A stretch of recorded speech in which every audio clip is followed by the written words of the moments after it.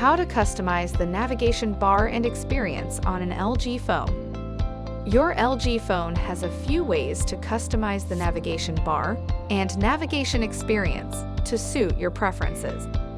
To customize the navigation bar, open Settings, then tap on Display and tap on Navigation Bar. In the navigation bar menu, you can choose to either use buttons or gestures. If using buttons, you can choose which buttons you use and rearrange them as you wish. To do this, tap on Button Combination and then drag the desired buttons onto the mock navigation bar at the top and order them as you would like. If you would prefer to use gestures, you can choose to hide the navigation bar or leave it showing. You can also choose the sensitivity of the left and right edges of the screen to make it easier or more difficult to trigger the back gesture.